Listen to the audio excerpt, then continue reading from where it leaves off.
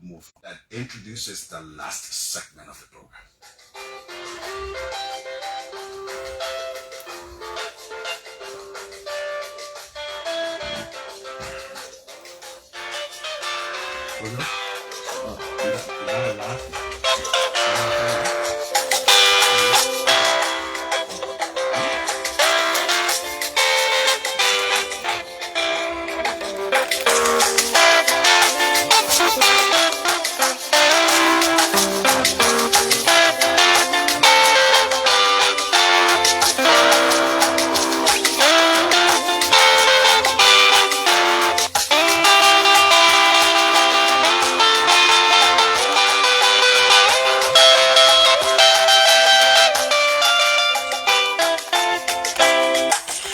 Thank you. This morning conversation, we're turning the spotlight on governance, national policy, national politics, issues shaping Liberia's direction. The guest is the chairman of the Senate Committee on Foreign Relations, Monrovia County Senator, the all-known Ibrahim Darius Dillon. He'll be joining us to provide an insight into the first quarter of the break of the third section of the 55th legislature and to help us understand what progress has been made so far. We'll also examine matter of growing national concern on this program. Senator Dillon, Monrovia County Senator, welcome. Thank you. Good morning, and it's good to be home, so to speak, on Radio Bushrod 98.1. And I want to thank God for the upgrade of the station.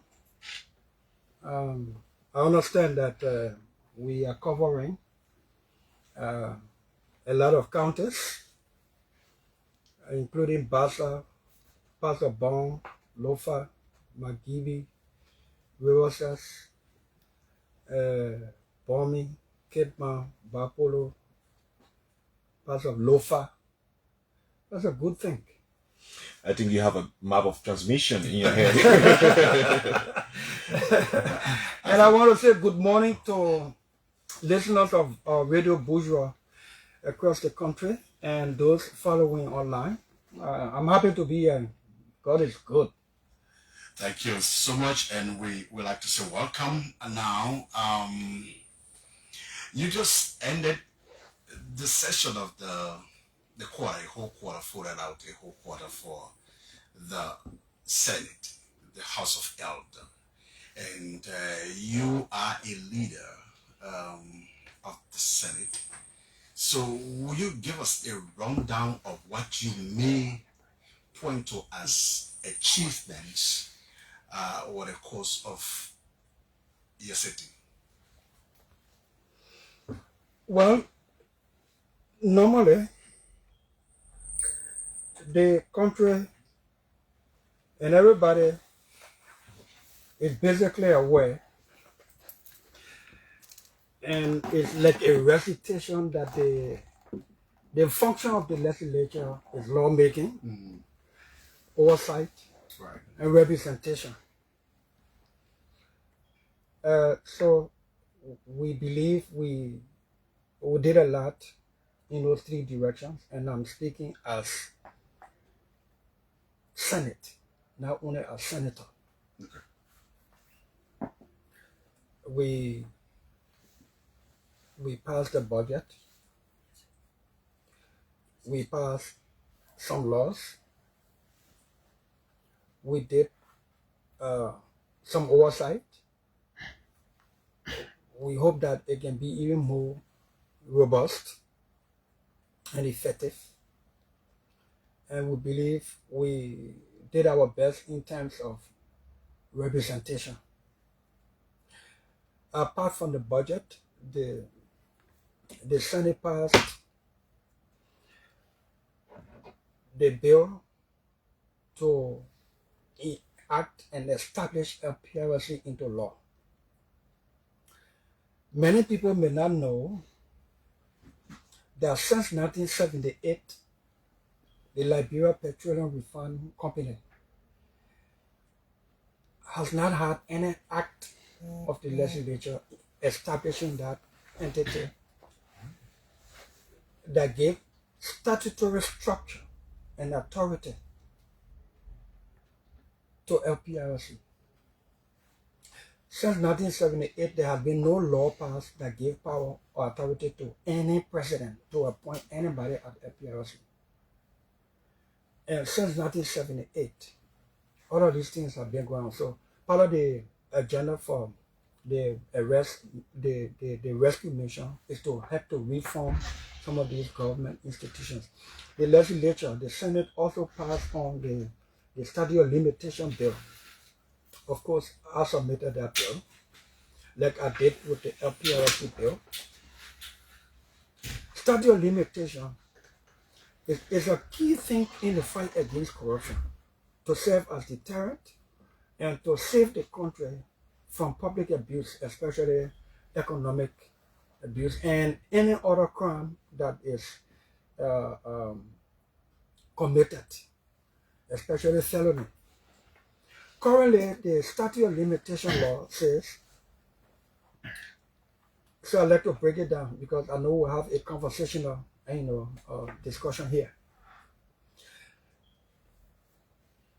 I'm Senator Dillon, and I managed to steal from government, from the people. Say corruption. Say Dillon stole for $1 million. And since he's in the office, he somehow managed to suppress the information from coming out. And after 5 years, even if the information leaks, and Dillon still has that $1 million, or even if he didn't have it, the law says after 5 years, once the government has not commenced, investigation, prosecution, after 5 years, you can't do anything with Darius Dillon again. If Dillon brutalized somebody, because aggravated assault is a second-degree felony. Any kind of felony, second degree, third degree, once it's after 5 years, you can't do anything to the person who committed that crime. Especially our focus has been on economic-related crimes. We abuse public office for what people normally call personal gains. So I submitted a bill for us to increase the statute of limitation from 5 years to 15 years. But there's a meat that we added in that amendment that is not in the current law from 1972. And what is it? That the government will have, my proposal was that the government will have 15 years to do investigation and prosecution from the time the information came out that you committed a crime. Now when you actually committed a crime. So for instance, I'm 30 years old, I'm senator, I abused my office, and I managed to get away with some sum of money, the people money. I suppressed the information, my tenure ended, I go on with the money, I benefited from it, and I turned 60 years, even as a former senator. When I turned 60 years old, and that information comes out at the age of 60, that means that 30 years ago, right? The day the information comes out, and the evidence is available to prosecute me, that 15 years period opens from that time. So, what we call it in the law, we call it from the date of discovery. Now when the crime was committed.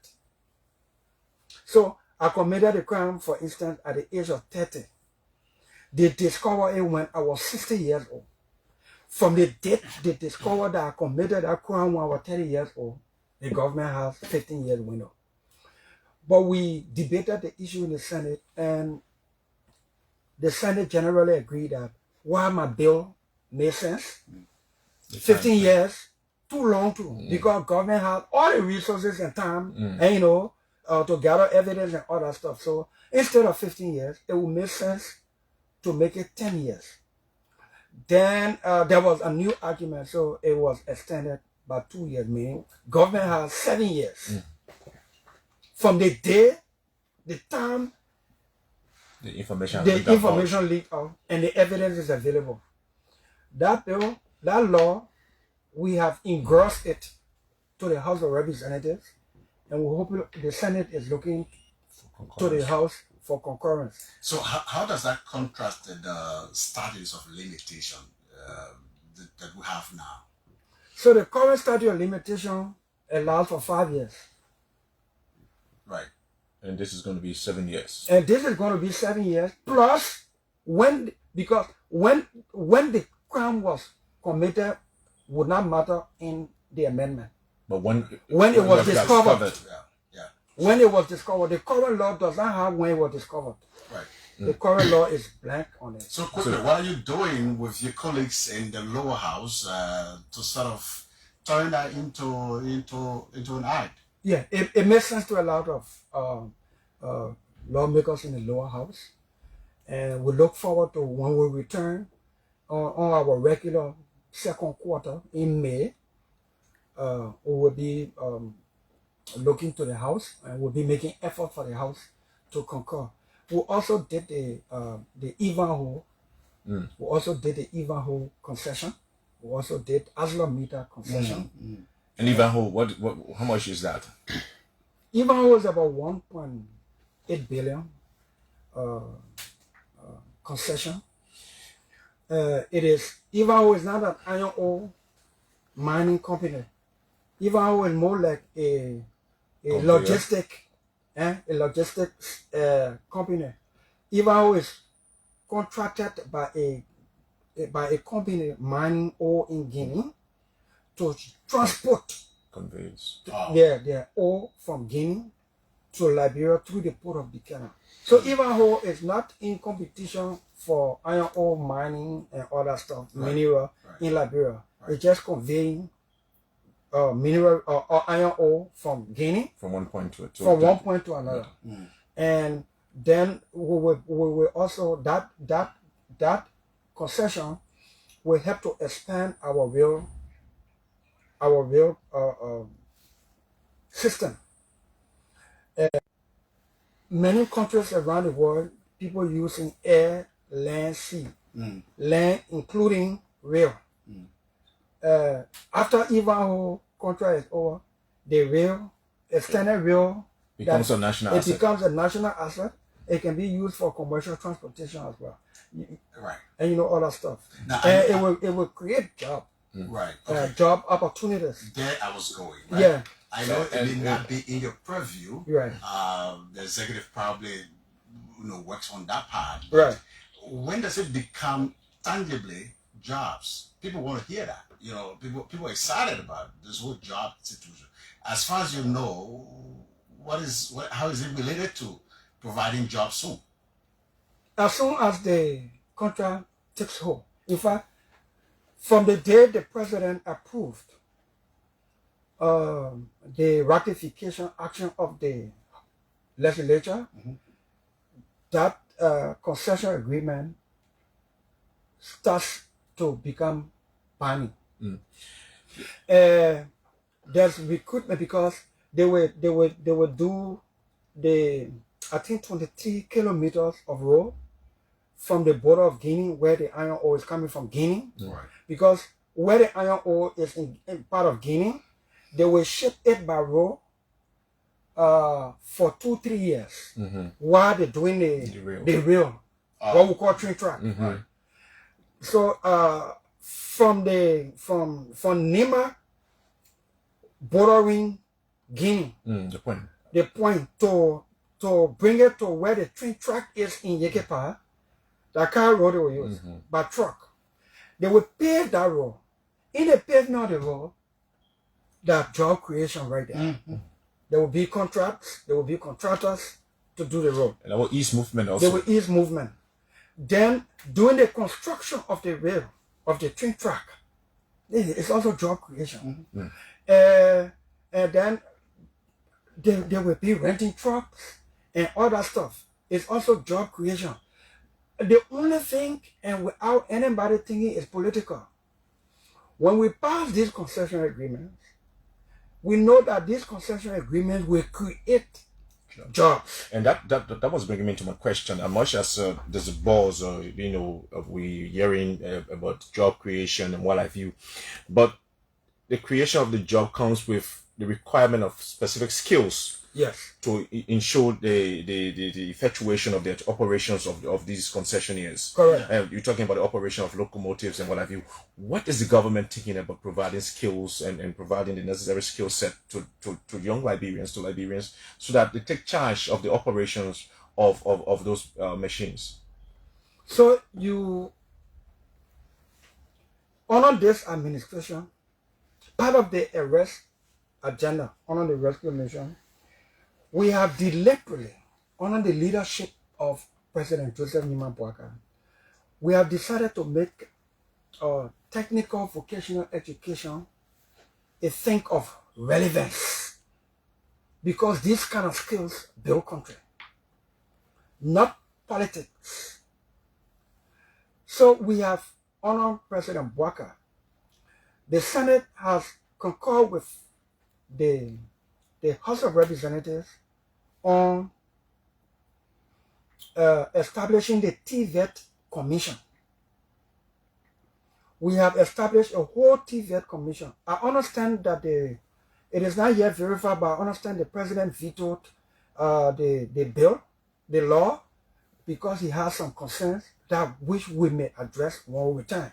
But it is within the vision of the arrest agenda to do technical and vocational skills and education career as something more relevant, and so that people can be, so the job market can absorb them.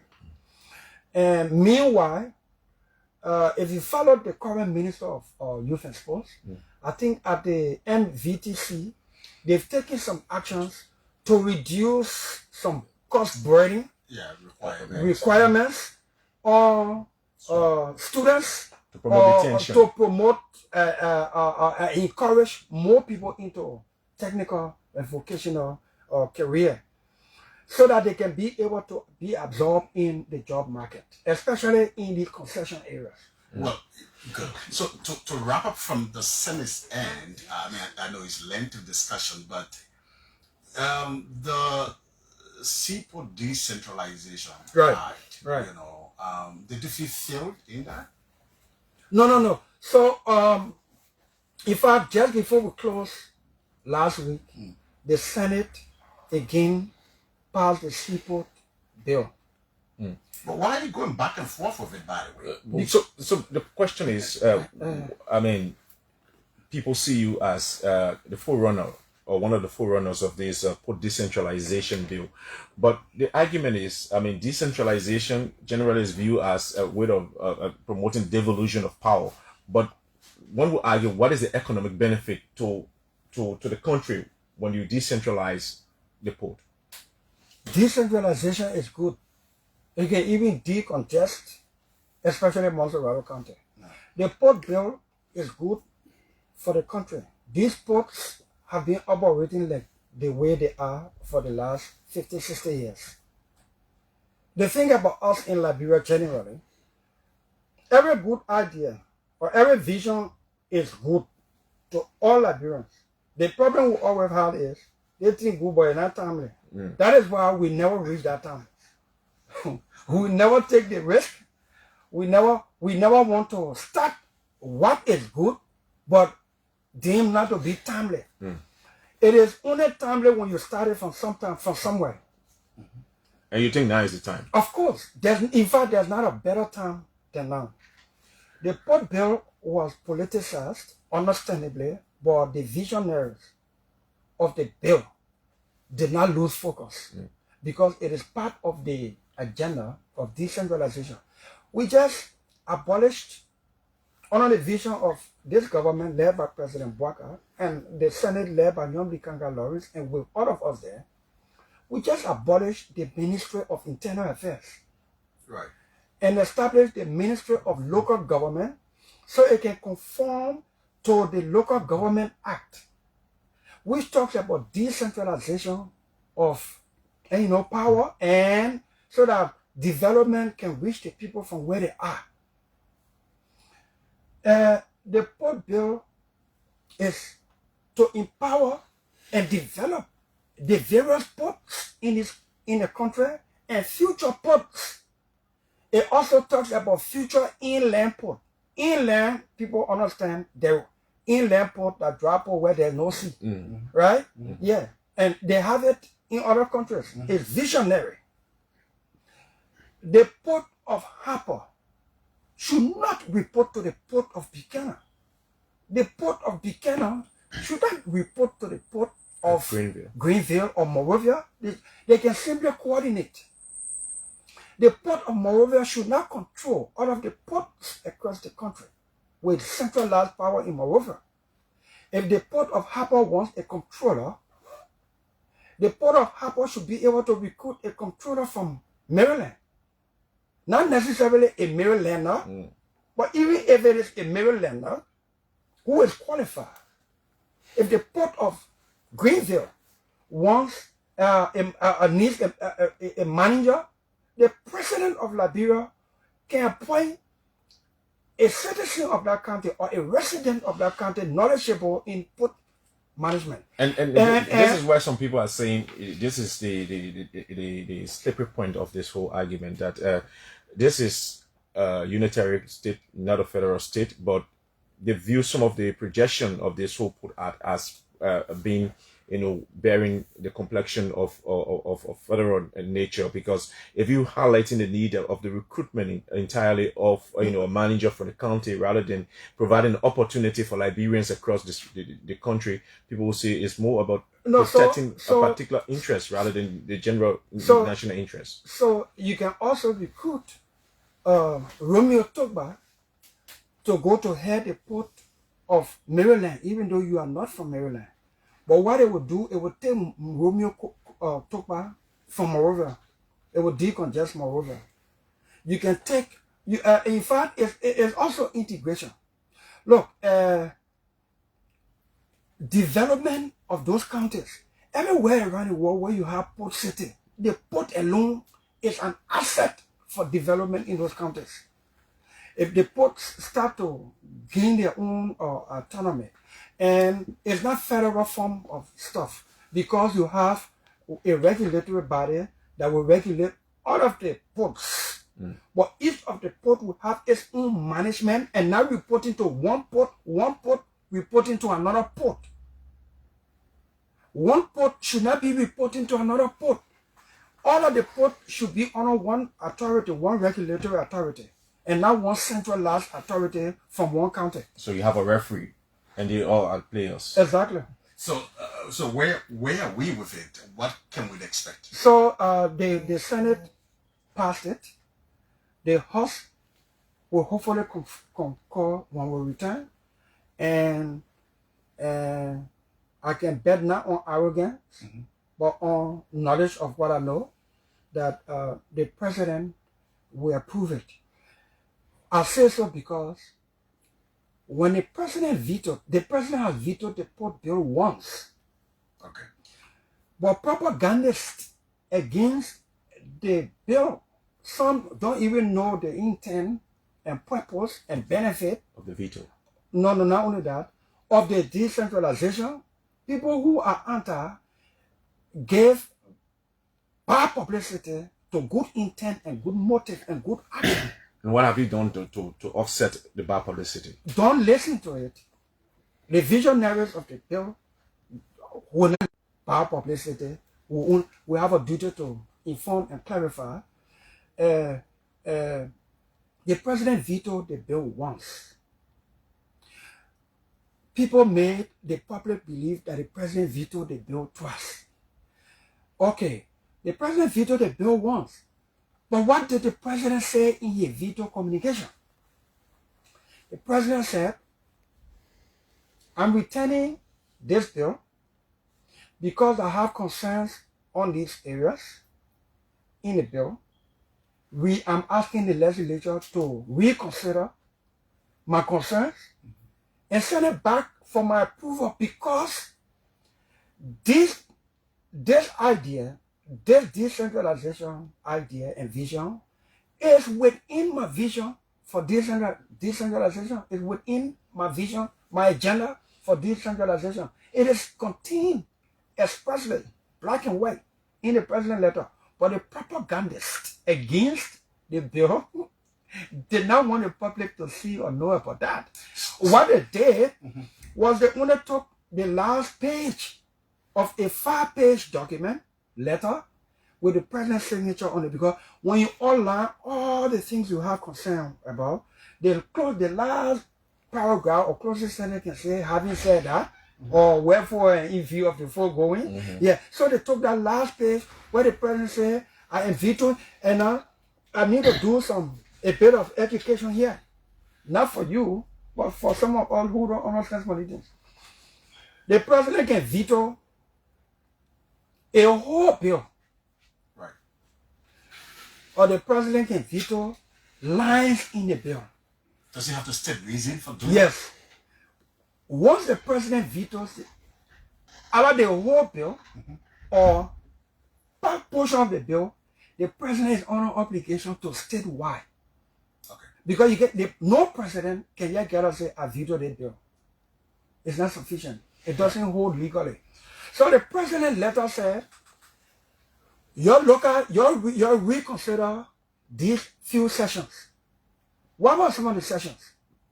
One, the board of the regulatory bodies, they are too large. You reduce the number, right? The title of the bill is conflicting, is suggesting two things. You correct it. And another count. Any person with common sense will not conclude that the president won the law entirely. The president said, y'all look at this, and you reduce the number of persons that's ought to be on each of the boards, and you adjust the title of the law so it can fit properly, and you send it back to me. And two, there are some authorities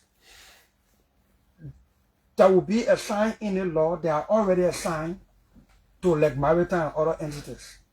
So it can conflict. You reconsider, Okay. So we did that. We did the reconsideration. Right. And there's one or two that we adjusted, and we gave reason for the adjustment. And this time you were sure. And this time we are very certain that the president will approve. Now you're listening to Liberia in the Morning on Radio Bushrod 98.1 FM, and the last segment of this program today is today's conversation. And coincidentally, the board chair of the station is there. That's why you saw him talk about signal and the coverage and what county. He has a lot of information as far as the operation of the radio station is concerned. He's a board member with the feet on the ground. Chair of the board, as a matter of fact. Chair of the board. So, Mr. Senator, and we also did the people fought contract to construct roads in the western cluster. From Brownsville to Waterside. Exactly. And when does that kick off? It should kick off very soon. People on the side of will be eager to know the time. And the thing about the legislature, one day, I'm planning with you and Josh and the station so that we can have a conversation in the afternoon. Not got you question, but the everyday common sense things, since civics is not yet in school, so we can help.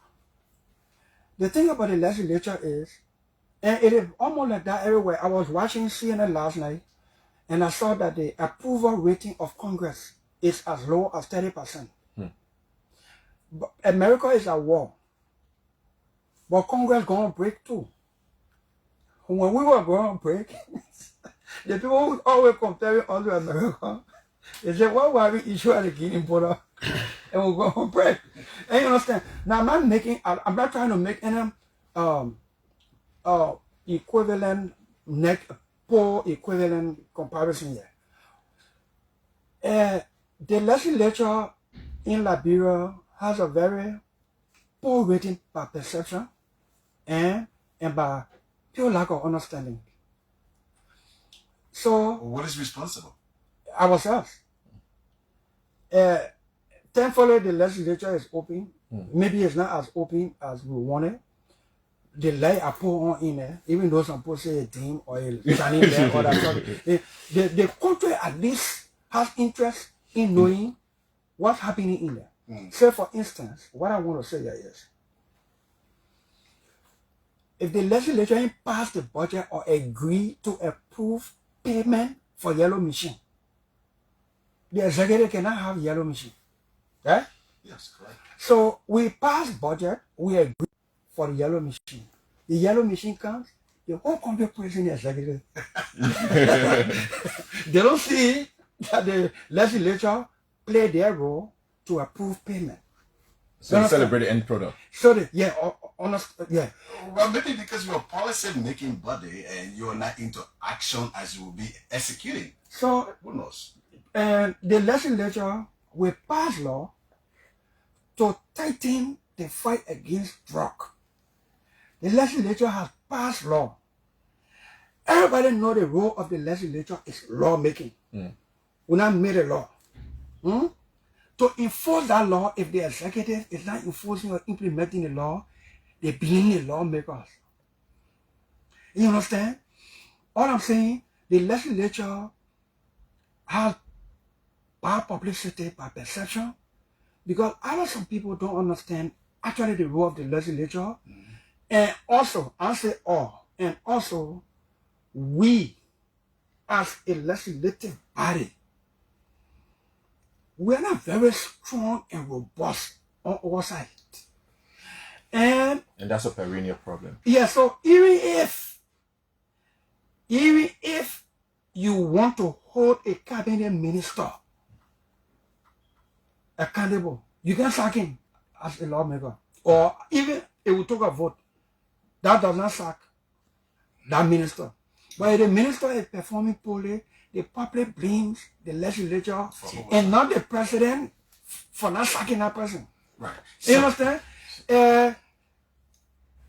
Yeah, go ahead. So we really actually need to transition to other issues. Yeah, so no, we can extend the time. I had a boat here. When I go places and extend the time, I can pay for the airtime. Okay. It's only fair enough, even if I'm using our own airtime. Right. Once we extend the time, right, we'll pay for the airtime. I think it's something to go back. Yeah. Yeah. So, Mr. Senator, bringing you back to your quest to improve on the statute of limitation from 5 years to 7 years, big news, and is hopefully seen as a catalyst in the fight against waste, fraud, and abuse of state resources, in my view. Right. But as you do this, what is your current impression of the fight against corruption, especially being led by the institution charged with nipping corruption in the bud, the LCC? Look, under the circumstances, I think the LCC is 80%. You gave them 80? Yeah. And the 20%... Emerited 80? Yes. And I speak from the background, not from sentiment. Not from quote-unquote partisan mandate or feelings. I speak from informed background. I was at Justice Ministry for 11 years. 9 out of those 11 years, I was special assistant to the Solicitor General of Liberia. The Solicitor General of Liberia and the office of the Solicitor General is more like the law firm of the government. We prosecuted treason, we prosecuted murder, we prosecuted economic sabotage, we prosecuted theft of property, we prosecuted simple aggravated assault, we prosecuted all levels and degrees of crimes. What I learned from my time at the Ministry of Justice in the prosecutorial arm of the government was that feelings and sentiments don't win cases. You don't go to the court and say, I feel that a man did anything. No. Feelings and sentiment or partisan mandate don't win cases. It is good evidence proven beyond reasonable doubt that can win criminal cases. And you think the LSCC has that? The LSCC has to be meticulous. Okay. Before he indicts somebody. Not because the LSCC feels that a person did something. The LSCC must be able to prove that this person did something. The 20% that I did not give the LSCC is because it is my view that they can take too long on some cases, investigating some cases. I also understand from my experience that some investigations can take time. A part of the 20% that I did not give the LSCC is that after your investigation, even if it took 1 month, as speedy as 1 month, 2 months, 1 year, once you know that your investigation proved that this person did not do what they were alleged of doing, clear the person. Because when you accuse the person, it was public. When your investigation show proof that the person is not involved, don't hold the clearance. Don't be afraid of public backlash for doing the right thing. And I think it's integrity enough.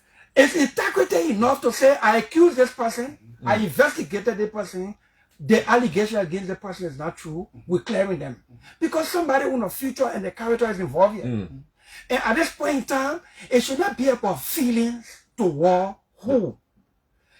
Criminal prosecution does not matter who you like or dislike. Criminal prosecution, a successful criminal prosecution, is based on good evidence, proven beyond reasonable doubt. Look, if a dead body is found in my yard this morning, I'm the first suspect. Especially my yard is fenced in. I'm the first suspect. The general perception, the wild perception will be that Dillon knew boy or Dillon killed. But then you found out that last night I slept in Bon County. Now you see I have an alibi. I slept in Bon County. Just by my sleeping in Bon County, or I said that I slept in Bon County is not sufficient. Where did I sleep? Who saw me? In Bon County. When did the person die or was killed? In my yard. When did somebody see me in Bon County? And just because I was in Bon County too, does not suggest that I know about it, by facilitating and using my being Bon County as the alibi. So then, criminal investigation will have to go beyond, because the body is found in my yard, but I'm in Bon County. So it's not possible for myself to have committed the act. But maybe I facilitated it, maybe I sponsored it, and I went to Bon County to remove myself as an alibi. The criminal investigators will have to go beyond. Oh, Dillon was not in Monrovia last night, you were not home last night when a person died or was killed in a yard, so that Dillon is not involved. Is that sufficient? The criminal investigation must go beyond now to investigate for how did the person enter Dillon yard, how did it die, who did it. Then when you get the who did it, then you go beyond asking, extracting out of that person in a reasonable way, what of Dillon, what of that murder or that death was sponsored, and by whom. Once you clear all of those down, even though the body was found in Dillon yard, Dillon know about it. But bar in Liberia, nobody, some people already, you guilty already. So if the police does that kind of criminal deep investigation and still prove that Dillon was not in Monrovia, Dillon investigation proved that Dillon did not sponsor it.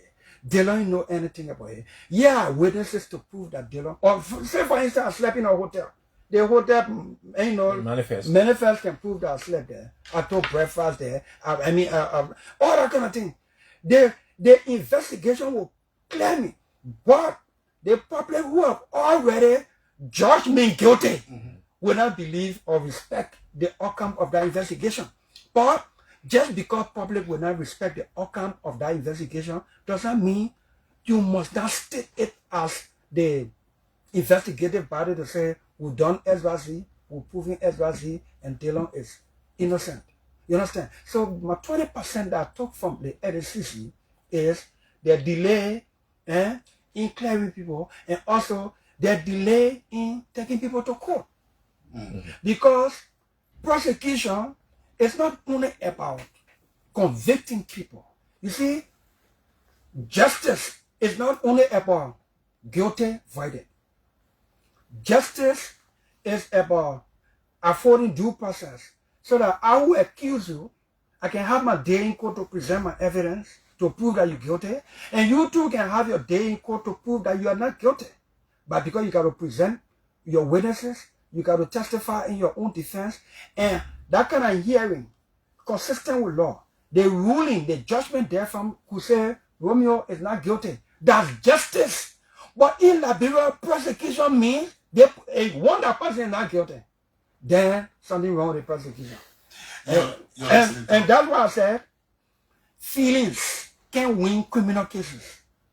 Sentiment towards somebody or something don't win criminal cases. Feelings, sentiment, and I want to include party mandate to go after somebody does not win criminal cases.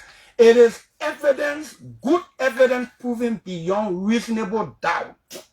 So you are listening to criminal case FM Radio Bushrod, and this is Liberia in the Morning. As a matter of fact, we are extending this edition for public interest.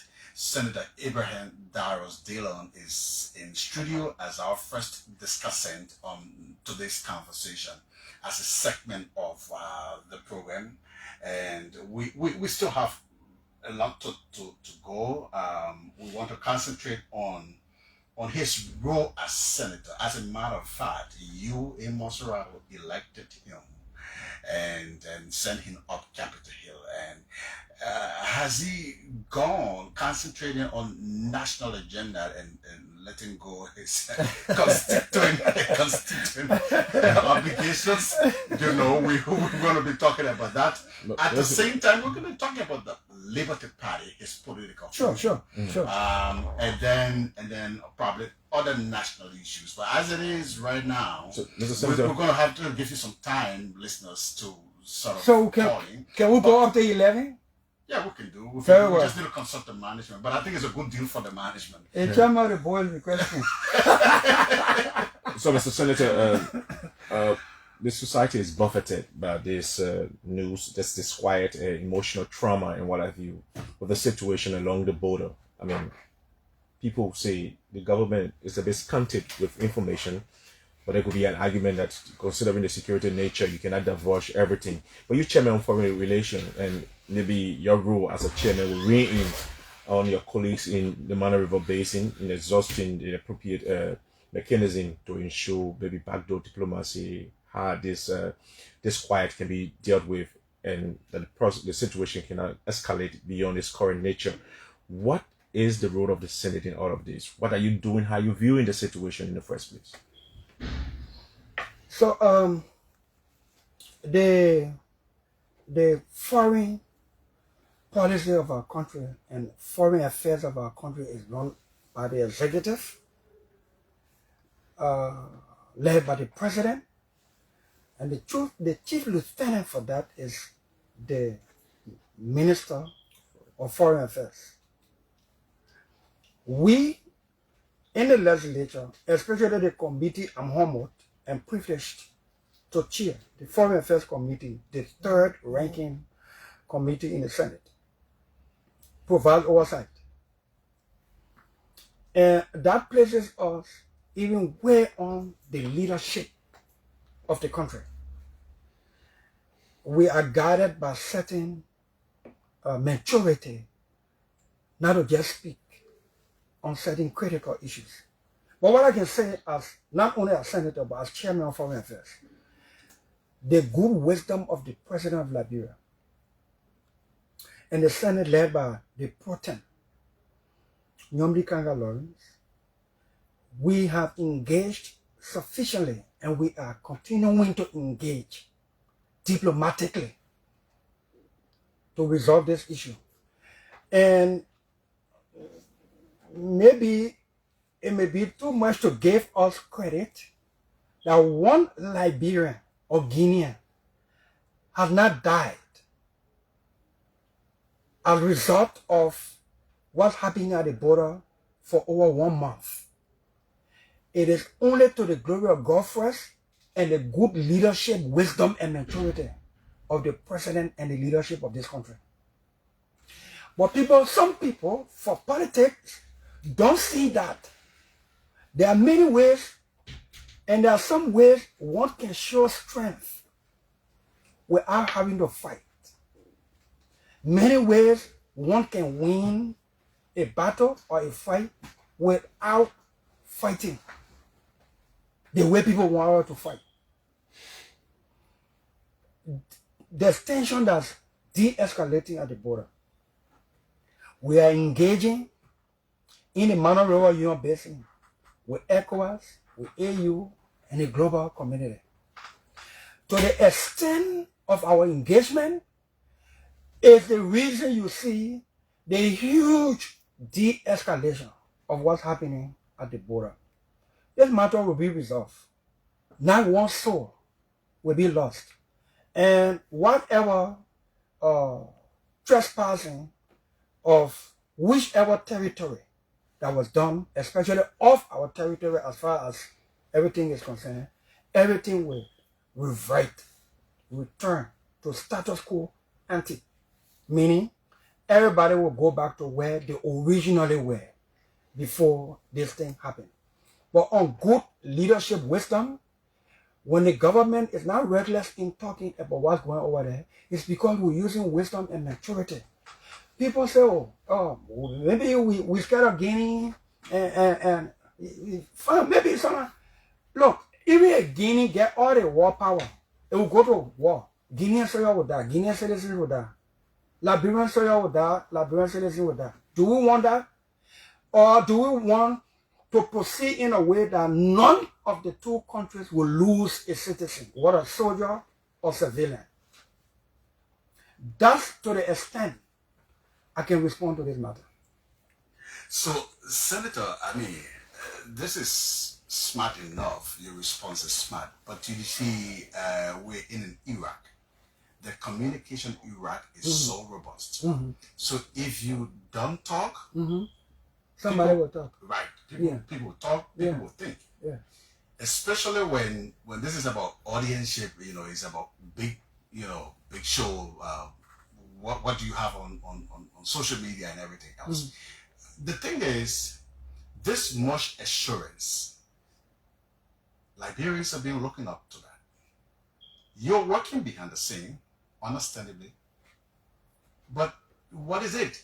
Now you just gave some hope that nothing's gonna happen. It's cool. It's gonna be all restored and everything fine, right? What else can we do when we're working behind the scene and not communicating? What do we leave the public? We are communicating. It's just that some people don't want the communication we are giving up. They want to see how many people with war tanks at the border. They want us to take the mark. And you said something just within the same. Look, we, generally us, Liberians, we are so politically polarized and hyper in the country that even a radio program that is educative or educational will tune for the political topic. Yeah, sure. If you give your online in the morning, 7 o'clock news, 7:30 will rumble over the issues. 8 o'clock, there will be people here talking about rehabilitation. Everybody will tune to another station where the political topic is. Yeah. If your topic is 9 o'clock and it's about talking about people with disability, people who tune to the station that are talking the politics. And we have developed the tendency in our country where even if you do a podcast, civilized, probably informative, you get 1 or 2 or 10 person watching you. But let somebody open another podcast and they're doing the hash talk, cause man, cause sensational thing. Everybody go in there. Yeah, sure. Now there's something they cause. And until we work on that thing, it will be so. But you see, as a government, in the Senate, as a senator, third-ranking official in the Senate, chairman on foreign affairs, serving Monrovia County, and the Senate under the leadership of Nyombi Kanga Lawrence, and the country under the presidency of Joseph Nyuma Bwaka, will do it with wisdom and maturity and responsibility. That not so. Imagine the day the Guineans cross over to our land. Imagine we put our soil to the border also. And Bushrod in there. And by the sentiment feeding of the people, oh, y'all listen, y'all sit down, they put it all our land. Imagine we put soil people now. Soil people are disciplined people. But when other people come in with aggression and you send your people there with not for aggression, but to mind your space, the other people see it as confrontation. They'll start firing. Then the same people who want us to show strength will say, Joseph Nyuma Bwaka sat here and they care our people to the no, we're not giving them that talking point. The talking point we're disarming them of is we are winning at that border, but not as we want it as PA, but also not as the other side wants it. They want chaos. They want death. They want blood spill. We will not do it. Guinea will go back. So could you say Guinea will go back from what I know, from where I sit in the leadership of the country. Right. And the discussions and engagements we have had. Guinea will go back. You see, when Guinea goes back, finally, there will be no soul loss, there will be no blood spill. And the same people, some of them, if they have conscience and courage, they will thank the government for the manner that we handle this matter. So Liberia, under President Bwaka, intentionally did that respond to Guinea as Guinea came. Say military men and gunmen are at border, they're crossing over, and so Liberia could counteract with military officials. Rather, no. To think that we are not Was a strategy. of course, to think we are not manning our border at all. It's an illusion. But we are manning our border with wisdom. So we send police people there. So the military man sees policeman. He's not angry. But the police presence will give assurance to our citizens, civilians, that we are here.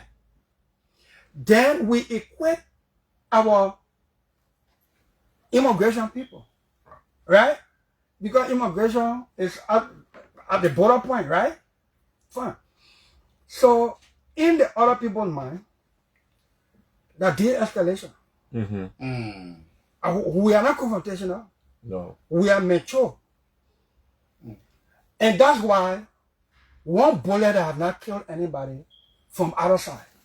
And those who waiting for the escalation of this thing for the sake of politics and not country's interest, you will wait for a long time. In fact, you will wait till you tire. So, Gabriel, could we go specifically to the function of Senator, his presence in Monrovia, his constituent? Where are you, sir?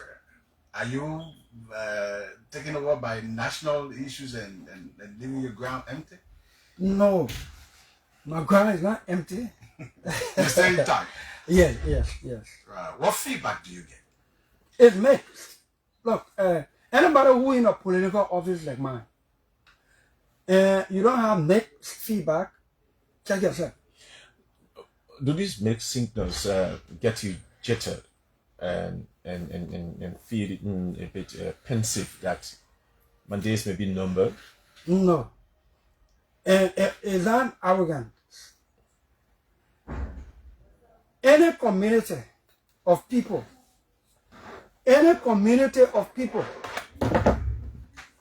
Monrovia County who are displeased with Senator Dillon as the senator, in line with my function, I'm worried. Any community of people or individual who is not happy with me on personal issue, that personal issue must make sense to me before it bothers me. Senator, you are a social person. Yes. You got serious social touch. Yes. What do you feel? Chief, When it was and now? before you come in office, everybody love you. Those who supporting you, everybody love you. When you're in that office, you will lose on this. So if we were to do a survey on your popularity, Yeah. you still got it hitting, you think? Put me in election. It's just simple.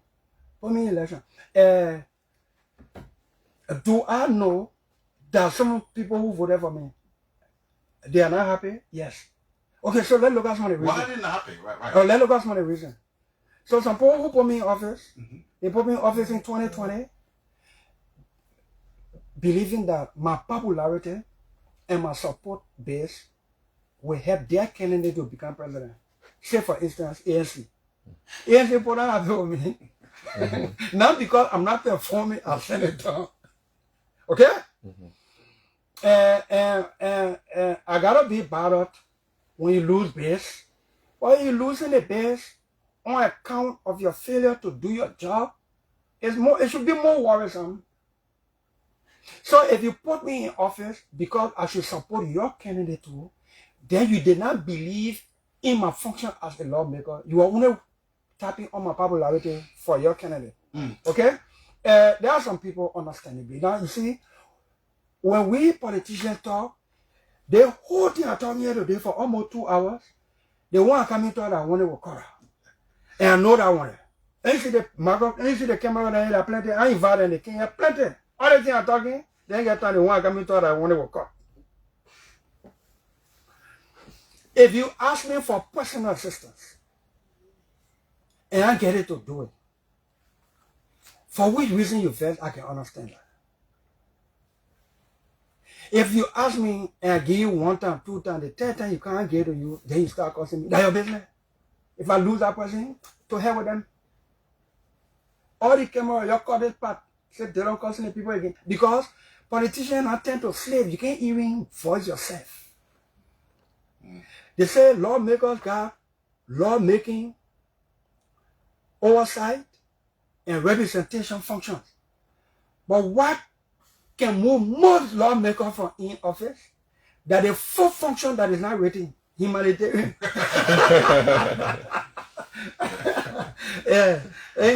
Yeah, so I can understand that. So Monserrate actually has been challenged by the wayward youth, understandably the highest population in our country. And you represent that. One of the interventions you make is the drug stagnation. And visibly you see the number is reducing on the streets. And we're going to actually talk about that sometime this week or probably next week to see the impact, but you make that intervention as well. As a matter of fact, it's an institution. What feedback do you get from that? So before I answer that aspect, let's come back to that very discussion we have first. What is that? There are some people who are not happy. They say the Dillon who voted for, they're not here again. Okay, yeah. So I was opposition. And I was robust. Also, I'm not opposition again. I have access to the table where we make decisions for the country. I can be opposition to my own government. But you still fight for national interest. Of course. So, when I decide to ask for domestic debt list under my own government, I was losing base from under my own government for doing my work. The thing they elected me for and they were happy about when we were in opposition. You know what I'm saying? Domestic debt, 80 million. We pass budget, 80 million. Mr. Samuel to a Minister of Finance. Who paying every year 64 million? Where the list? Who are we paying? All in opposition clap. Yeah, Dillon is demanding accountability. Then we take over a rescue government, and Buama Kamara is Minister of Finance, and the president sent an operational budget of 41 million, and there's 5 million projected to pay domestic debt. And I say, where is the domestic debt list for the 5 million? Then my own base now getting vexed. Where you want proof? You understand? And you see how developed people can make us either be inconsistent or forced to be inconsistent because we must be in our office. I'm not like that. I demanded domestic debt list from my own government, and they produced it. That $41 million, one of the things we champion in the Senate, and nobody can take that record, and no arrogance about it, but we take humble pride in it, is to put us on record voting. I think since Liberia was founded, it is under this generation. If it happened before or way before the coup during Tower or Tottenham time, but on our new dispensation, we entered the Senate and took that reform for us to vote on the record on crucial issues. Nobody can deny their vote on any crucial issue because the record will vote yes or no or abstain or absent, and it's recorded. I voted no on Joseph Nyima Boaga's first budget because they didn't give us domestic debt list. I voted no on George. We had 3 budgets in protest of domestic debt list. Then my own government gave a domestic debt list, a domestic debt projection. I wanted the list. When I voted no, I lost on base. Not from opposition, from my own base. Because the thing they were clapping for me for yesterday, it is our time now to prove the difference. Then they say, what do I want to prove? You understand? So, all I'm saying, at the legislature, it got to take grace of God and courage. So the president nominated some people in tenure jobs where people were serving tenure and their tenure are not in it. Right?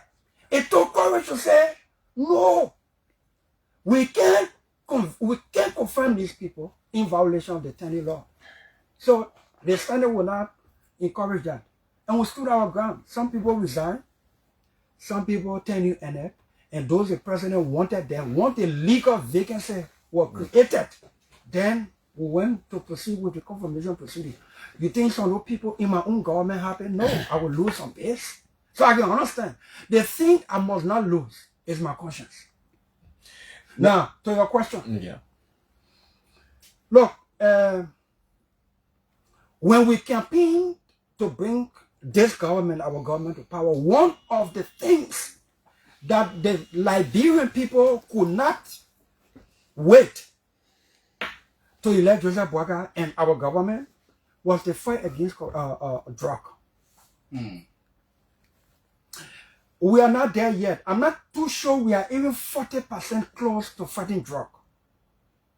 But nobody can tell us that the drug issue in our country is the same or worse 3 years into this government. It's not. It is not. You don't see people falling down or in the street. You don't see people walking in the street drugged up. The population is reducing. The population, you know why? Because we have made it so challenging to even gain access to it. Now, even the people who are selling it. So it's worth investigating. Where are the young people? Fine, I'm coming. Are they being recovered? I'm coming, sir. In order to get a young people in the street, they must have access to the thing. We have made it difficult to get it the way the people used to just get it at anyhow. Even the person who went by from the drug dealer ain't even sure what the agent got.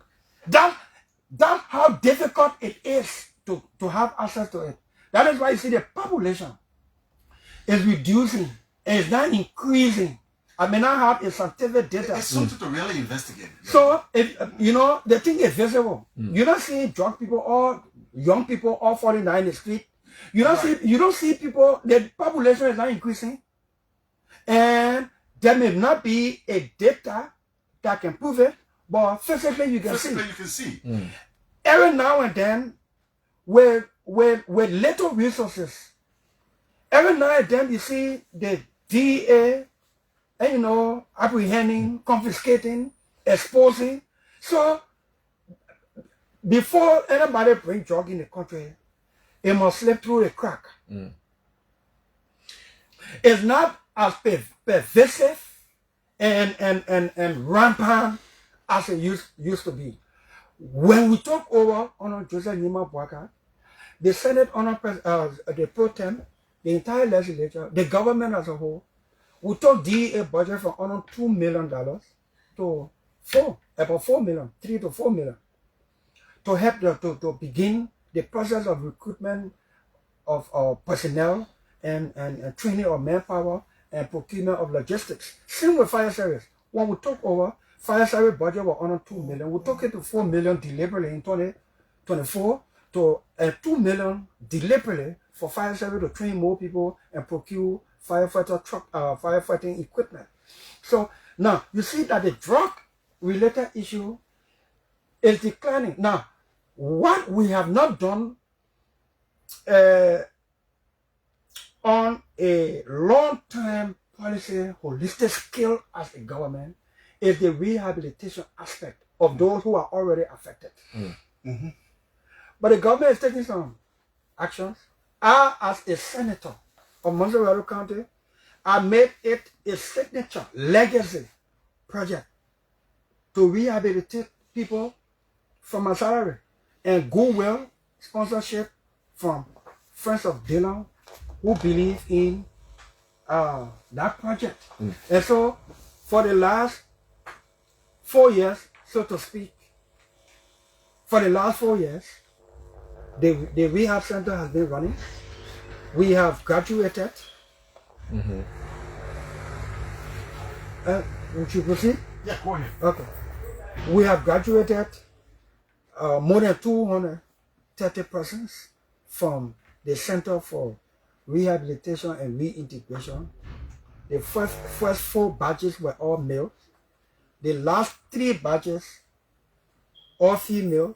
Currently, the 8th batch of people in there, they are all female. From here today, I'm going to visit the new batch that is there. Since they entered the last 2-3 weeks, I haven't gone there to see them.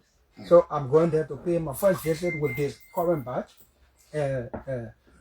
So what do you notice when they leave? Are they okay? Like all of the people you've graduated, your center has graduated, are they okay? Or relapsing in some cases? So out of the 200 plus people we have graduated, my understanding is 3 or 4 have gone into relapse. So the positive outcome, the rate is very, very high. Very, very high. Out of the 230 some persons that have passed through the rehab center, 3 or 4 have gone into relapse. One of which we have brought back. One of the kids who graduated from the rehab center is in Nigeria. The parents sent photo that he playing football training with the Nigerian under 20 team. Another grandparent called on the class reloaded that after her grandchild got rehabilitated from drugs through the center, they sent for the child. She called on live radio on class reloaded to say thank you. And the child, her grandson, is now okay, and he's with her in New Jersey, in America. Okay. We have another that is in India through their parent going to college. We have one who was with one of these banks, and at high levels, and went into drug. We went to the rehab center. We rehabilitated the person. Today, the person is a consultant at the Ministry of Education. Excellent. And you ask the police director, Gregory Coleman, and he listening to know exactly who I'm talking about. God, I'm one of his classmates who they graduated together. And another lady, and several of them. We can go on naming. Right. And that place takes $3,000 of my monthly salary every month. Since 2021, you get 3,000 every month. I'm going 3,000 every month times 12. On the street. Right. Times 4. The 3,000 times 12 is 3,000 a month times 12 months in a year. 36,000. Times 4 years since 2021. Then you can know how much of my salary I take back. And that place has 18, I don't call them employees, 18 volunteers that we get honorarium monthly to. Yeah, So apart from the rehab center, apart from rehabilitating people, that place is a source of livelihood. It provides livelihood for. If you providing livelihood as infinitesimal or small as it may be, each person in there that has a family also, Now, Those are good stories. Helping people to turn the positive corner and rewrite their life stories and revive them. But one of the girls works in the office of the pro tem. There's another boy from Kakata who came to give his testimony that as a result of his rehabilitation from the rehab center, even though he was an electronics technician before, he went into drugs. After he got cleaned up, he went back in his trade. He now running his business center. And when he was coming for the last graduation to give his testimony, he boastfully said, and which is true, that he left his employees at his business center. He's now an employer. Thanks to the rehab center. And you can go on and on. And people come from Bond County, all over Monrovia County, from Grand Bassa County, from Magidi. If I'm even running for political office, I'm not running Bond County. I don't intend on running Grand Bassa. There is no election mine on me for Magidi County, but that rehab center is catering. And in fact, one of your professional colleagues, a media journalist, Ishmael Josiah, went into drugs from Grand Bassa County. They brought him at the center and will kill him. Yeah, I watched that video. You watched that video, right? And also, Ishmael Josiah says, for curing him from drug, his services, his thank you for the rehab center is to be the public relations officer of the rehab center free. Okay, so we will want to talk. So we're touching lives, but people. Right. Yeah. And actually, we're going to put a spotlight on rehabilitation, especially when we talk to the youth minister, knowing her agenda. There is this man, United Methodist pastor, Caleb Dumba, has done significant work in that field. So we will blend all those forces to really see what has changed. And that's what the program is intended for. This is Liberia in the Morning, an extended version. And we're talking to Monrovia County Senator Abraham Darius Dillon. He's here as our first guest here on this program. So we are actually going to squeeze you in for some exchanges at 10:45. But as it is, we can transition between the Senate and the Liberty Party. The Liberty Party. So there, I wanted to go to ask for the President pro tempore. She leads the Senate, and visibly, the Senate is for sure the elder of the legislature. What is the strategy? That's not common, right? A political theater of that kind usually experiences a lot of hauling pools, a lot of tension. Don't they argue? Don't they differ? What are they unanimous in this way? Sir, what is the strategy? The Senate has 30 persons, Right. 27 men, 3 women. One of the 3 women is the leader of the Senate, Nyombi Kanga Lawrence. And since 2024, you don't hear about noise. I'm talking about the kind of thing that happens in the House of Representatives. You don't hear it in the Senate. Amara Conner, Edwin Snow, and McGill, and Prince Moy, and Daba Vapla, one of the female, including Bodo Kane, another female, and most of the male in the Senate. When you hear them speak of Nyombi Kanga Lawrence, they say, thank you, Madam Pro Tem, for your leadership over the Senate to manage the ego of 27 men of different political persuasions and manage and to get along with your fellow female, to have us work here together, even from different political persuasions. It takes consultative leadership. It takes grace. What a Pro Tem does is to get all of us to consult. Everybody is free. It's at liberty to hold his or her thought or her grounds. But in order to hold your thought or your ground on an issue, sometimes it's good to understand the issue. Because sometimes the ground you're holding on or against something is because you don't understand that thing.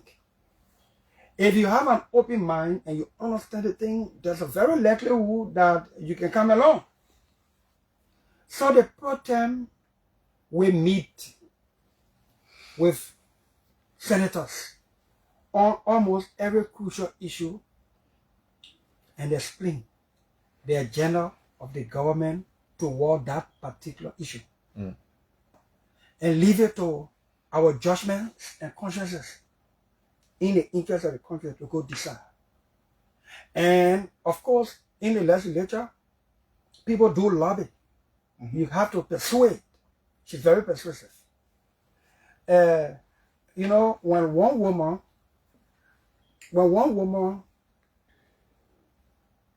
gets men to sign a resolution to empower the executive to establish for the establishment of a war crime code, something that has eluded this country for over 20 years plus. It took conservative leadership of Nyombi Kanga Lawrence to get men and women to sign that. The same we do with almost every action.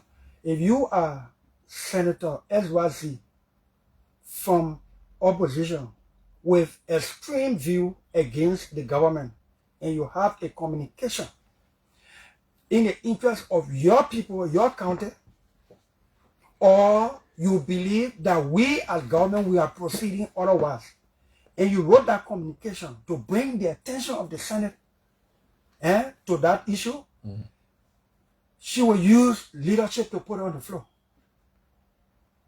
Nobody feels Stafford in the Senate. How we handle the conclusive handling of each of these issues matter the way leadership is.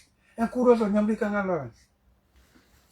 If you can manage the Senate, trust me, you can manage the country. The Senate may not be fair state as the House of Representatives, but it's still politically engaging. Of course, it is politically engaging. There are times, look, you not those of you who follow the Senate, we do some joking, sometimes annoying to our people, but we'll go across the aisle. This man has a view, and I have a different view. We engage, even sometimes during session, to persuade. Will you consider her as a political consensus builder? In fact, you could not have put it more aptly. A political consensus builder is one who consults and wins everybody on, or at least majority to see it. Not only as they see it, for other views to see it the same, and then you go along. And Nyombi Kanga Lawrence has that grace. Now, let's talk about your party, the Liberty Party. I mean, we all know that There was news of division, long-term leadership quagmire. At one stage, it was called the Young List faction, then the Musa Ability faction. Musa has gone his way with the CNC. You now have what you consider a united Liberty Party. Even as it backs in this point phrase, United Liberty Party, people are questioning the state of health of your party. What can you say about your party in its political health? Liberty Party is united and we are building. Very united and we are building. We have had a series of programs where the public, the media, everybody has seen everybody who are fighting one another in the party back together on the same platform, hugging, shaking hands, organizing, and attending almost every program of the party. But every day when we come up, people can ask whether we're united or divided. No, we are not. It is the wish of some people that the party will not unite.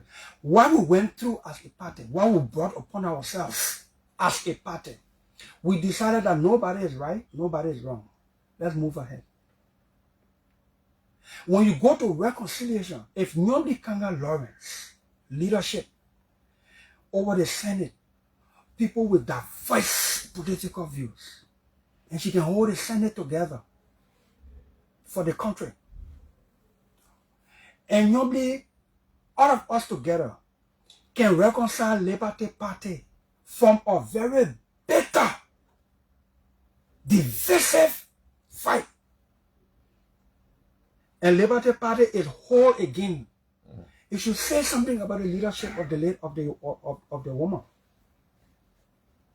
So Liberty Party is back together. Liberty Party is restructuring. Liberty Party is rebranding. There are people who want to see us on the radio every day in the name of Liberty Party and being harsh toward government or in favor or praising in favor of government. We are more concerned about rebuilding. We are restructuring. About 2 months ago, we restructured Monrovia County. We are restructured the county leadership in Grand Bassa. We are undergoing the restructuring of the party in Madibi, in Roses. We are now extending to Bonk. We're going to Lofa, Nima. We are moving. When we restructure, when we fully restructure the party, and when it is time for political electoral season, then people will know, yeah, that Liberty Party has been doing groundwork. Now, as you reach out to those bases, as you touch base with your people, what are they telling you? Are they in a state of despondence? Are they hopeful that Liberty Party is a strong political institution? Of course, our people are hopeful. Look, Liberty Party was established to govern this country on our 4 pillars, 4 pillar platform. Now, the founding father of the party is no longer alive. Peace be to the ashes. But there's a legacy here. Liberty Party will govern this country someday to show some difference. Are we in political terms now? We think no. Are we rebuilding? Yes. Do our partisans have hope? Yes. How do we know? We know from the support, the attendance when we hold programs, when we call executive committee meetings, when everything, you know, people are hopeful and supportive when you're holding program and you see the voluntary turnout and all that kind of stuff. The partisans are hopeful. The partisans were hurt both ways, especially going into the 2023 elections. We who were at the top that did not stop their hurts, we have the obligation to heal it, put the party back together under one leadership. Both sides come together. I think Liberty Party is the only party, I could be wrong, that have gone so deep division, fighting one another, and reconcile as a whole without people having to form their own independent party. The moment there was confusion in CDC some time ago, they gave birth to ANC. But you have CMC, which is a product of a former chairman. No, it's not a product. The former chairman resigned already. He knew his time was up. The hold he had over the party, the legal paper he had, he knew it was time to give it. And we respect him. He's gone. We are building. We are moving forward. We don't want to look back. That is why in our reconciliation to reconcile our party, we deliberately decided that nobody is right, nobody is wrong. Even though those of us who stood by the political leader and support the rescue government, we were felt victorious. We don't feel victorious over our partisans who were on the other side. We too play some role that caused them to do what they did. They play some role that caused them to do what we did. Nobody is right. Nobody is wrong. We'll move ahead. Nobody feels entitled to Liberty Party, the Reconciled Liberty Party. And thanks to Nobly Kanga Lawrence for providing that kind of leadership. Okay, so very shortly we're going to be inviting your comments, your concerns on the cross-section of issues we discussed today. And it's 3 minutes from now. We're going to be doing that. So get yourself set. 077-1981-981. And we have in studio Senator Abraham Darius Dillon, who is the Foreign Affairs Committee Chair of the Liberian Senate, Senator Monrovia County Rescue Team lawmaker. And you can put your concerns. We've discussed a couple of things, including we've discussed a couple of concerns. Right. We discussed a couple of concerns from national security situation, especially across along the Guinea border, the Foya terrain, the government's intervention. What specifically has the government done? Yeah, I think we can begin even picking the calls. Okay, let's pick this person. Good morning. Good morning. Okay, the person is gone. Now, Senator, very common is always asked. I follow that couple of hosts, journalists have asked this question. No, let's just hold this person and let's hold this person quickly. Where are you with 2029? You're going to face election in Monrovia County and the same polling centers, the same county constituents. Why you always asking me about 2029? You see too much done in preparation for 2029. You see Romeo, you not lay back. All they got in face the camera now. All they do with all they got not talking point of whatever. Look, you see when you in office, by the time you start thinking about your next election, you lose it already. You're a failure when you're in the office and your concern is about your next election. But it's realistic. This is 2026. So since 2024, people been asking me if I'm running in 2029. I'm in office 2024. We have a government to run. We have delivered to make to our people as a government. Then people asking, 2029 you running? So then 2025, the same question. Then 2026, as we begin here, the same question will perpetuate. But let me answer this way. If you see somebody themselves, male or woman, who themselves, not using people to select their name as talking point, who themselves say, I'm running for senator in Monrovia County, then you should ask me if I'm running. You've not had somebody come up. You're in the media. I threw it back there. You know, hearing about with their own mouth say I'm running in Monrovia County in 2029. I don't have competitors. Then who they are asking me, you running? Who are running against? Well, it's true out there. No competitor. Is that true? I'm talking about people who will say, I think the person is running, or they pass through the terrain and to say they do opinion poll, which result they don't publish in the end. I'm talking about any candidate, any person who themselves say, I'm running in Monrovia County 2029. And then the competition open. But since 2024, I'm coming in Romeo. Since 2024, by the time we started the rescue government, by the time I entered studio, 2029 you're running, I have work to do. I'm in the seat. I have a government to run to assist the government we made or created to succeed. And when we start thinking about our next election, we start losing focus of what we're supposed to be doing. So you're in the media, they dare your former competitor, they ask me if I'm running, yeah? They dare somebody with their own mouth say I'm running. Then we know that we're talking. But who they are me asking me if I'm running? Who running against me? Okay, here's a caller on the line. Good morning. Senator Dillon, my name is Senator Dillon. Oh, Mr. Manager, yes, sir. Yeah, thanks to Senator Dillon for being the first guest on the program. The person of business owners are very excited about what will be facilitated thereafter. Yeah, so I'm having a nice day. all the information you provided, every time on the radio, there's a lot of things to provide. We're speaking about the strength of the Senate leadership, but I just want you to give a brief description of the Senate as a body prior to you taking over as Senator of Monrovia County. You described the Senate as being spineless. So I want you to tell the public now, what is your real assessment of the Senate performance, especially when it comes to check and balance the current Senate? Thank you, sir. Let's pick another person. That is taking money your call. You don't want to ask me that hard question. Good morning. I like that. Good morning.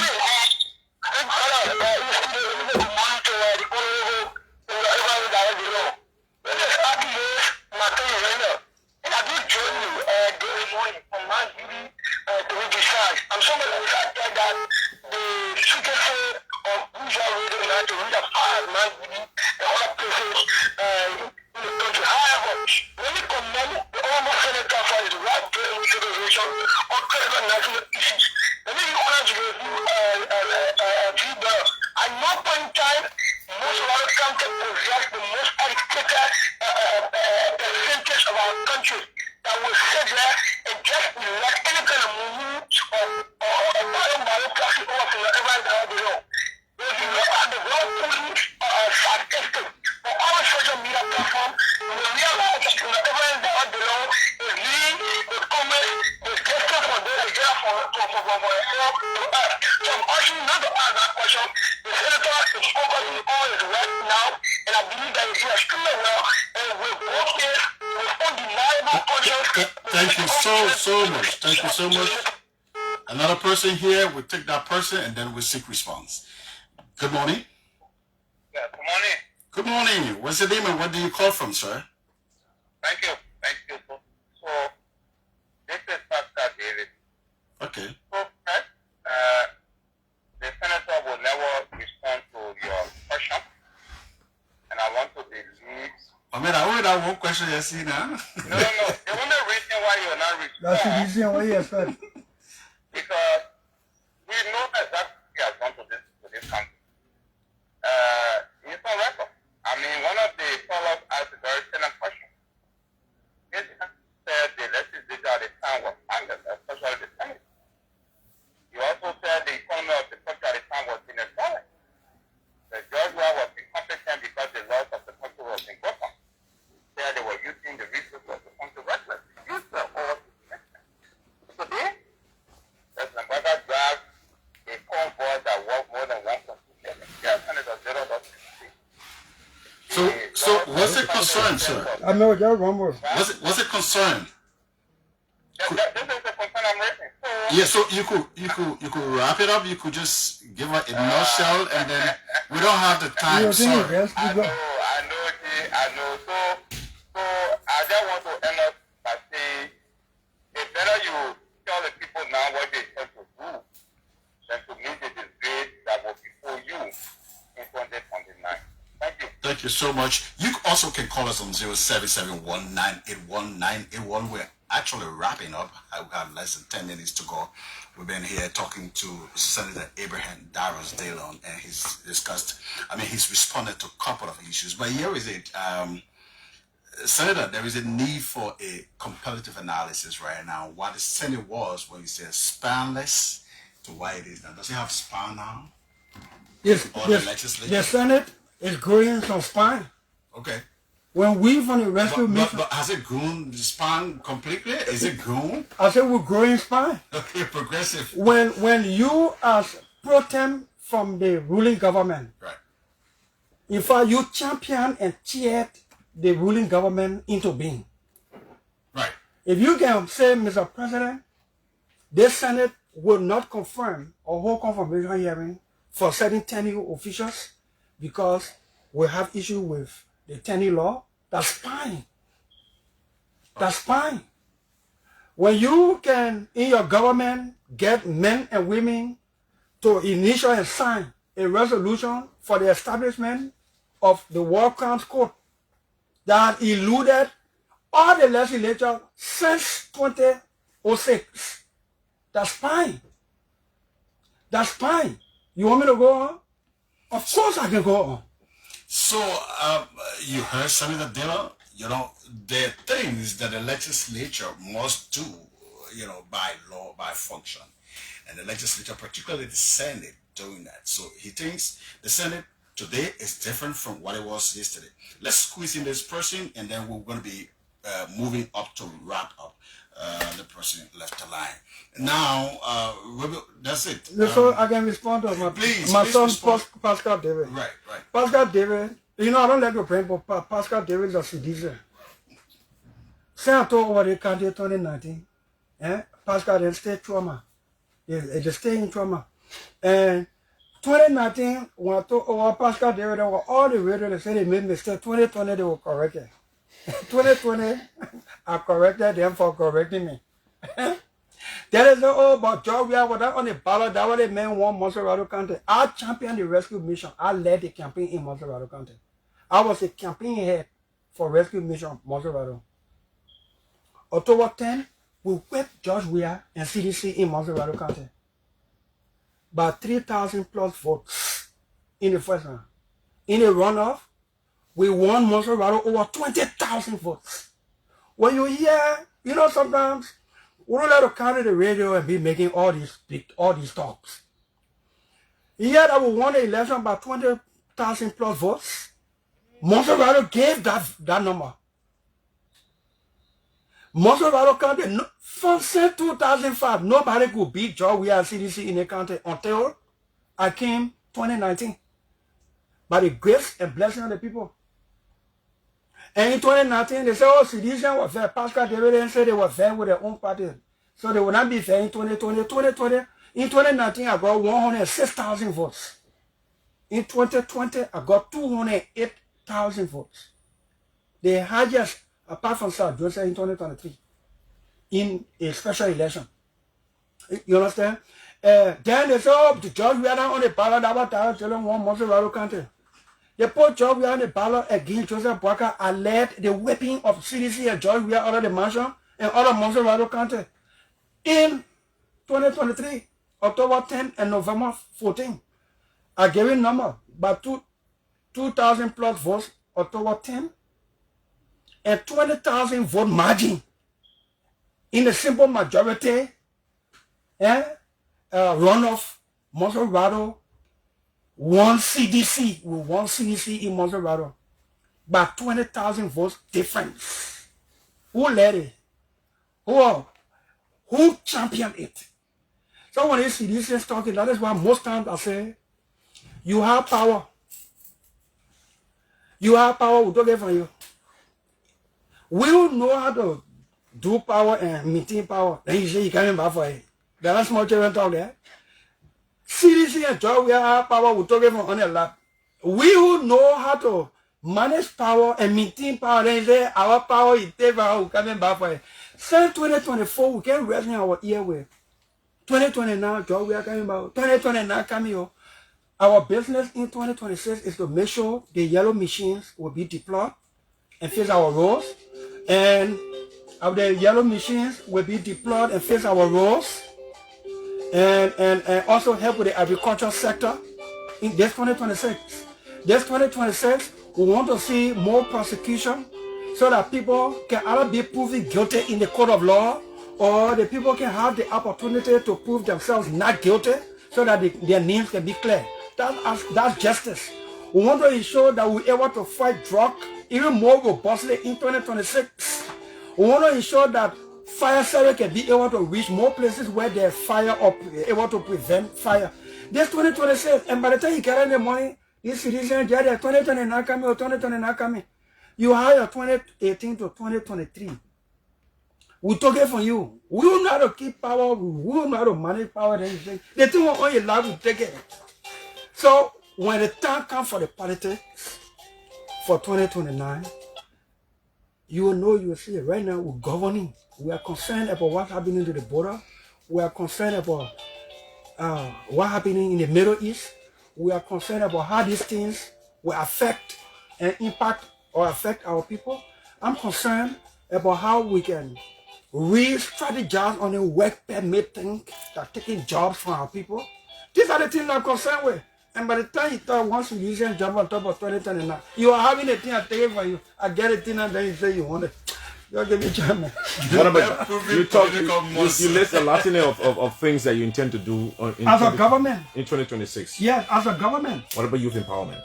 Youth empowerment is also, when we talk about TVET and we talk about job opportunity for people, reduce their supply, so to speak, of issuance of work permit for jobs that Liberians, young or old, can do, and all that kind of stuff. That's why we as government should be more focused on how we can fix this energy current problem on our hands, how we can put more water, safe drinking water in homes. Let's see these things be talking about 2029. We who in the government, we should be focused on governing and providing to our people. Then when 2029 comes, easy. You will lead it now, act now, and the people, the future leaders probably should be thinking about what the future holds. Yeah. You know? And thanks ever so much for all the time, Senator. Thanks for an extended time. Extended time, yeah. We're gonna be here tomorrow. Not just an extended, but pay for extended time. Got a reminder. Thanks ever so much for being with us today. This is the very first edition of Liberia in the Morning. We're gonna be here 7:30. My name is Sarah George Stewart, and my colleague is Romeo Topa. Thanks ever so much. Bye bye.